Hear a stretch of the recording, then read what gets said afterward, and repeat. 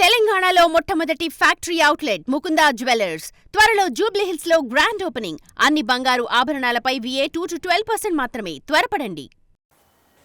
జగన్మోహన్ రెడ్డి గారు అడిగారు, ఏ రకంగా హింస పెట్టారు ఏంటి అన్ని తెలుసు ఆయనకి.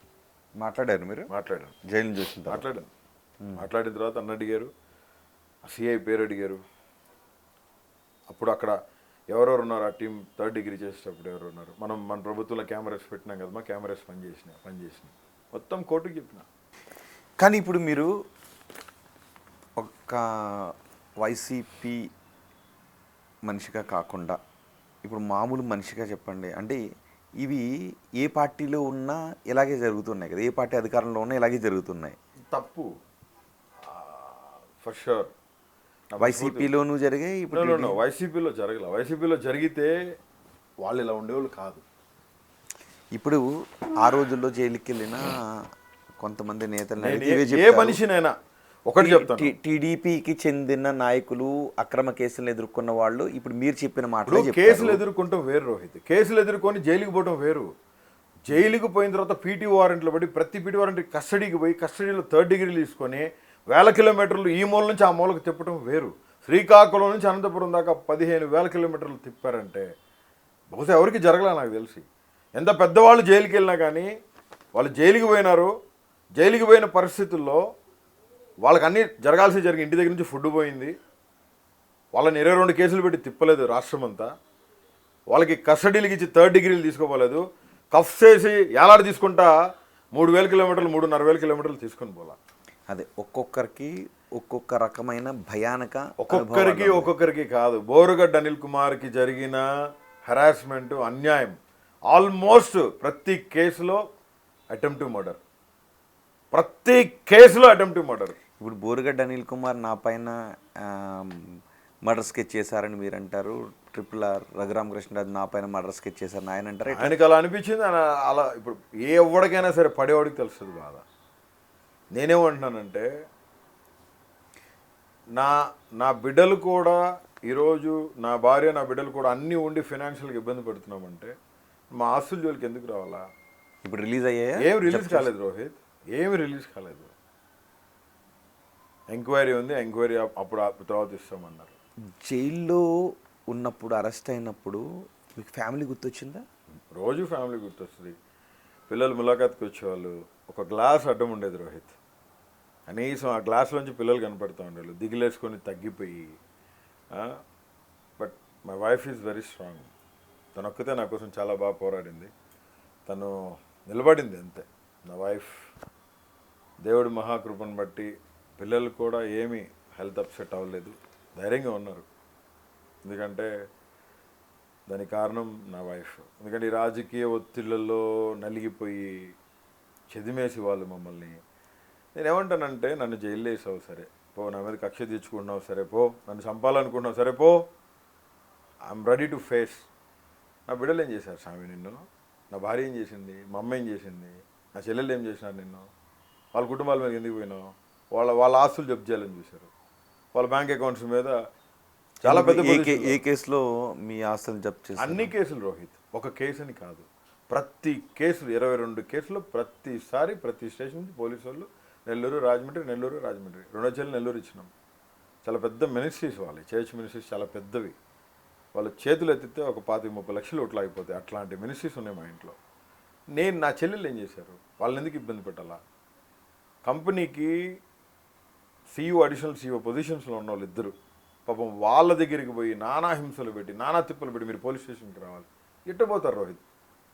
నా ఇంటి ఆడబిడ్డలు నిన్నేం చేసినారు? ఒక్కటి చెప్తున్నా, ఫిజికల్గా మెంటల్గా నలిగిపోయాను రోహిత్, ప్రామిస్. మానవతా దృక్పథితో ఎవడూ ఆలోచించలా. నేనైతే భారత రాజ్యాంగం ఏ విధంగా అయితే ఆర్టికల్స్, యాక్ట్స్ ఇచ్చిందో ప్రతిదీ నేను చదువుతున్నాను. మళ్ళీ నా కేసులు నేనే వాదించుకుంటానికి. అసలు నేను ఒకటి అనుకున్నా ఒక వారం రోజుల కింద, నా కేసులు నేనే CBIకి ఇచ్చేసేయాలి, నేనే CBIకి ఇస్తాను. ఎస్, మీరు ఇస్తే చెల్లుతుందా? భారత రాజ్యాంగం నాకు ఇచ్చిన హక్కు, constitution of India. Has given me right. నువ్వో నీ బాస్ ఇంకొకటి ఎవడో చెప్తా కాదు, ఫైట్ చేస్తాను చూడు. ప్రతిదీ భారత రాజ్యాంగ కాలమాన ప్రకారం ఇచ్చిన ఆర్టికల్స్, ఇచ్చిన అమెండ్మెంట్స్, ఇచ్చిన యాక్ట్స్, జియోస్ పట్టుకొని ఖచ్చితంగా ముందుకెళ్ళాము. ఆల్రెడీ రీచ్ అయ్యాం పాయింట్కి, అపెక్స్ కోర్టుకి వెళ్ళినాం, రీచ్ అయినాం. ఖచ్చితంగా దేవుడు విజయం ఇస్తాడని నేను భావిస్తాను. ఒకటి, బాధ ఎవడిదైనా బాధ, నొప్పి ఎవడిదైనా నొప్పే, మనసు ఎవడిదైనా మనసే. బట్ ఇవాళ ఏంటంటే it's all in different types and in different parties, that's all. ఎందుకంటే ఒక్కటి చెప్తాను, రాజకీయం చేయి, నా జోలికి రా. నేను మళ్ళీ చెప్తుంది అది, నా కుటుంబం ఏం చేసింది చాలా.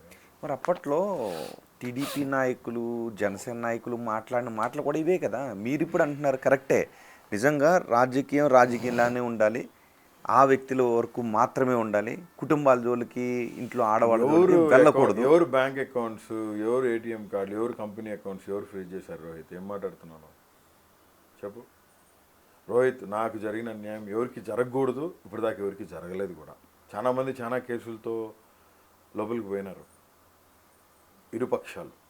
కానీ మళ్ళీ కోరుకుంటున్నా, నాకు జరిగినంత అన్యాయం ఎవరికి జరగకూడదు, నా శత్రువులకి జరగకూడదు, నా పగోళ్ళకి కూడా జరగకూడదు అని మనస్ఫూర్తిగా కోరుకుంటున్నాను. రేపు వద్దు మీకు అవకాశం వస్తే నేను చేయను రోహిత్, ప్రామిస్ చేస్తాను. బీయింగ్ ఏ క్రిస్టియన్ మాటిస్తున్నాను నీకు, నేను భారత రాజ్యాంగబద్ధంగా పోతాం ఖచ్చితంగా. ఇచ్చిన కానీ ఇప్పుడు జగన్మోహన్ రెడ్డి మేము కూడా పేర్లు రాసుకుని పెట్టుకుంటున్నాం, అందరు పని చూస్తామని అంటున్నారు. ఎవరు? జగన్మోహన్ రెడ్డి గారు ఎవరి పేర్లు రాసుకుంటున్నారు? ఎవరైతే మాకు అదే జగన్మోహన్ రెడ్డి చెప్పేది ఏంటి అంటే అన్యాయంగా వెళ్తున్నారు. నేను అదే చెప్తుంటా, ఎవరైతే the person violated the right, whoever the person violated the Constitution of India, ఆ పర్సన్ పేరు నోట్ చేసి పెట్టుకుంటున్నాం అన్నారు. కానీ జగన్మోహన్ రెడ్డి గారు ఈ పొద్దు కాదు, ఏ పొద్దు కాదు, ఆయన పగ తీర్చుకోవాల్సిన కాదు. జగన్మోహన్ రెడ్డి గారు పగ తీర్చుకోవాల్సిన పరిస్థితే ఉండుంటే పార్థసారథి రెడ్డి గారికి అప్పట్లో సహకరించారని వదంతులు వచ్చిన సతీష్ రెడ్డి గారు ప్రస్తుతం వైసీపీలోనే ఉన్నారు.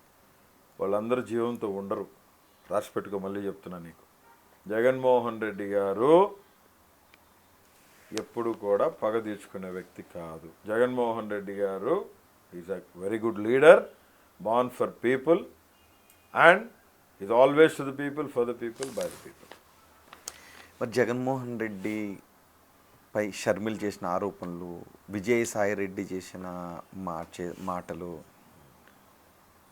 ఇప్పుడు కొంతమందికి జగన్మోహన్ రెడ్డిని దేవుళ్ళ అభిమానించే మీరు ఎలా చూస్తారు? జగన్మోహన్ రెడ్డిని దేవుళ్ళగా నేను ఎప్పుడు అభిమానించాను. My god is eternal and my god is living god. దేవుడి ప్రత్యేకత దేవుందే. జగన్మోహన్ రెడ్డి గారు సామాన్యమైన మనిషి.